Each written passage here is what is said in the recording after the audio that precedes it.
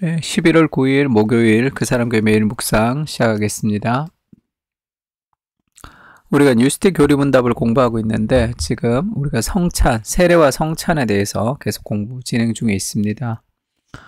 오늘은 45문, 46문인데 45문은 간단하죠. 물 세례가 죄를 씻어줍니까? 우리가 이제 어제도 얘기했지만 물 세례가 죄를 씻는 게 아니라 죄는 오직 그리스도의 피와 성령의 새롭게 하심만이 우리를 죄에서 씻어주는데 물 세례는 그것을 보여주는 상징과 표다 그렇게 얘기했죠. 물로 세례를 주는 거.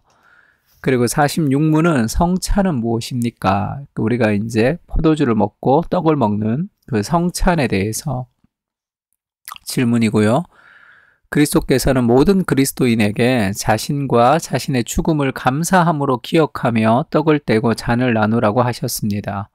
성찬을 하며 우리는 하나님이 우리 가운데 임재하심을 기념합니다. 하나님과 다른 이들과 교제하며 우리 영혼을 먹이고 양육합니다. 또한 우리는 아버지의 나라에서 그리스도와 함께 먹고 마실 날을 고대합니다. 성찬의 과거, 예수 그리스도의 죽으심을 기억하는 것, 그리고 오늘 우리가 함께 임재를 기념하고 그리스도와 교제하며 하나님을 사랑하고 사람을 사랑하며 살아가는 것, 그리고 세 번째는 마지막 날의 미래, 아버지 나라에서 그리스도와 함께 먹고 마실 날을 고대하는 것. 이 세 가지죠. 고린도전서 11장 23절부터 보면 예수님이 그렇게 얘기하신 것을 바울이 인용합니다. 내가 너희에게 전한 것은 주께 받은 것이니 곧 주 예수께서 잡히시던 밤에 떡을 가지사 축사하시고 떼어 이르시되 이것은 너희를 위하는 내 몸이니 이것을 행하여 나를 기념하라 하시고 예수님이 떡을 떼어서 식사를 하신 거죠. 제자들과 함께 최후의 만찬에서 식후에 또한 이와 같이 잔을 가지시고 이르시되 이 잔은 내 피로 세운 새 언약이니 이것을 행하여 마실 때마다 나를 기념하라 하셨으니 너희가 이 떡을 먹으며 이 잔을 마실 때마다 주의 죽으심을 그가 오실 때까지 전하는 것이라. 그리스도의 몸과 피로 그리스도의 죽으심으로 우리가 구원을 얻었다는 것을 이 성찬을 통해서 기념하는 거죠. 우리가 그것을. 그래서 우리는 우리의 과거에 그리스도의 죽으심을 기념하면서 기억해야 됩니다. 신앙이라는 것은 기억하는 거죠. 아리스트 맥글라시가 저니라는 이 여정이라는 책에서 신앙이라는 것은 과거를 기억하는 것이며 미래를 기대하는 것이다. 이렇게 얘기했습니다. 과거를 기대하고 과거를 기념하고 기억하고 미래를 기대하면 말도 헷갈리네. 그 11장 24절 같이 오늘을 기념하는 거죠. 오늘을 기념하는 거. 그래서 그 그리스도의 죽으심을 기억하며 그 죽으심의 은혜로 오늘을 살아가는 것입니다. 그리고 떡이 하나요 많은 우리가 한 몸이니 이는 우리가 다 한 떡에 참여함이라 하면서 이 그리스도의 지체로서 우리가 한 공동체 안으로 부름을 받았다는 것을 우리가 성찬을 통해서 우리가 경험하고 기억하는 거죠. 그리고 이 성찬의 미래는 우리가 마지막에 어린 양의 혼인잔치에 이르러서 하나님과 함께 기뻐하며 기도할 그런 영광스러운 미래의 식탁을 우리가 오늘 기대하는 그 마음을 가지고 과거와 현재와 미래 기억하고 기대하며 오늘을 기념하는 그런 의미가 담겨져 있습니다. 또 성찬 때 어떤 일이 벌어지는가에 대한 여러 가지 논쟁들이 있습니다. 근데 이제 우리가 믿는 믿음은 4번 영적 임재설을 믿는 거예요. 이거 잠깐 설명하면 뭐 좋을 것 같은데 화채설이라는 화채, 이 몸이 변한다는 거죠. 그러니까 떡을 먹고 피를 마실 때 그 떡이 그리스도의 몸으로 정말 바뀌는 거, 피가 그리스도의 피로 정말 바뀐다고 생각하는 거예요. 이건 카톨릭에서 주로 이렇게 믿습니다. 화채설이라고. 그래서 이 예전에는 정말 예수님의 몸과 피로 바뀌는 것이니까 함부로 먹을 수 없어서 사제들만 먹기도 했고요. 그리고 그래서 이제 성당 같은 데 보면 입을 벌려서 사제들이 넣어주잖아. 그리스도의 몸으로 바뀐 게 뭐 떨어지거나 부스러기가 부서지거나 뭐 흘려버리고 이러면 안 되니까. 그래서 이 화채설을 믿는 그것은 좀 말이 되지 않죠. 그러나 우리가 화채설을 정말로 믿으면 정말 이 예수님의 피와 살이 변했다고 생각하니까 막 두렵고 떨림으로 그렇게 이제 성찬을 할 때도 있겠죠. 우리가 화채설을 믿지 않지만 마치 화채설을 믿는 것 같은 마음으로 성찬에 참여하는 것은 좋겠죠. 카톨릭이 믿고 공제설이라는 것은 화채설까지는 안 되고 이걸 루터교에서 믿는 건데요. 화채설까지는 아니고 이 떡과 이 피가 예수님의 피와 살로 완전히 바뀌는 건 아니라고 봐요. 그러나 그 떡과 피와 살인데 그것이 기도할 때 그때 바뀐다고 봅니다.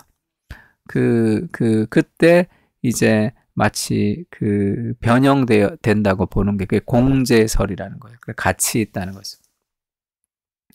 그 다음에 상징설이라는 것은 이제 뭐 츠빙글리가 얘기한 건데 그런 거 없다. 피가 바뀌지 않고 그것도 다 안 바뀐다. 그냥 상징하는 것 뿐이다. 이거는 그냥 상징일 뿐이다. 이렇게 얘기하는 게 상징설입니다. 그러니까 우리는 지금 화채설, 공제설, 상징설도 믿지 않고 영적 임재설을 믿어요. 상징성이긴 하지만 사실 영적 임재설이나 뭐냐면 그냥 이거 아무것도 아니야. 그냥 상징이야. 이렇게 믿는 것이 아니라 상징이긴 하지만 정말 예수님의 몸과 피로 막 바뀌는 것은 아니지만 우리가 떡을 먹고 피를 마실 때 영적으로 하나님께서 함께 임재하신다는 거예요. 그래서 우리가 그리스도의 피와 그리스도 포도주와 그리스도의 떡을 먹고 마시는 이 성찬을 통해서 하나님이 성령께서 그 순간 함께 우리와 하신다는 영적 임재에서를 우리가 믿고 있습니다. 그러니까 너무 그 성찬에 대해서 너무 이렇게 뭐라 그럴까요? 이 엄숙하지 못하게 그냥 막 경박하게 성찬을 하는 것은 좋지 않습니다. 그렇다고 너무 엄숙한 것도 좋지 않죠. 그래서 예전에는 이 성찬하고 남은 빵 같은 것을 사람들이 먹지를 못해서 땅에 막 파먹고 이랬습니다. 거룩하다고 생각하니까. 그거는 그 떡이 그리스도로 거룩하게 변해버렸다는 거죠. 성찬 때 우리가 나누는 그 떡은 그리스도께서 임재하시는 것입니다. 그러나 성찬이 끝나고 남는 빵은 사실 그것 자체가 거룩해지는 건 아니죠. 먹어도 됩니다. 그러니까 우리 너무 이쪽 극단, 너무 저쪽 극단도 좋지 않습니다.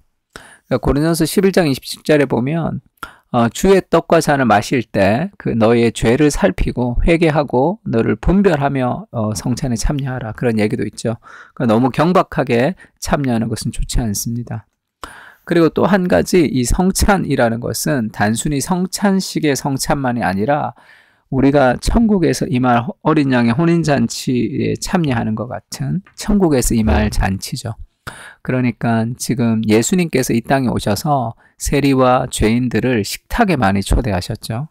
왜 그렇게 식탁에 초대하셔서 그들과 함께 음식을 잡수셨는가 하면 하나님의 나라의 백성으로 하나님의 가족이 되었다는 뜻입니다. 그래서 우리를 주의 식탁으로 초대하는 거죠. 그러니까 성찬은 주님의 식탁으로 우리를 초대하는 겁니다. 그러니까 너는 존귀한 하나님의 자녀야. 너는 나의 아들이야. 나의 딸이야. 그렇게 하나님께서 우리를 식탁으로 초대해서 한 가족, 하나님의 가족인 것을 알려주시는 것이죠.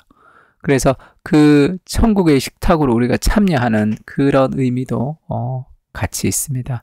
그러니까 성찬이 너무 엄숙하거나 그리스도의 십자가만을 생각하는 그런 너무 무거운 것이 되어서도 안 되지만 성찬 안에는 어떤 또 기쁨의 요소가 있는 거죠. 하나님의 자녀로 받아들여진 그런 은혜가 있습니다. 이것이 성찬의 의미고요. 세 가지 기도 제목 가지고 기도합시다. 우리가 성찬을 통해서 그리스도의 피와 살로 구원을 얻었고 그 은혜로 살아갈 수 있고 지금도 우리가 그 은혜로 내가 지금 살아가는 모든 이 에너지를 그리스도의 살과 그리스도의 피로 인해서 우리가 구원받은 거잖아요. 그에 대한 감사. 그 다음에 그리스도의 피와 살을 나눈 그리스도와 연합된 하나님의 사람으로 그 하나님의 은혜에 합당한 삶을 살아가게 해주십시오. 두 번째 기도 제목이고요. 세 번째는 우리 공동체가, 그 사랑교회 공동체가 그리스도의 피와 살을 나눈 언약의 공동체로 서로를 사랑하며 살아가게 해주십시오. 세 가지 기도 제목을 가지고 같이 기도했으면 좋겠습니다.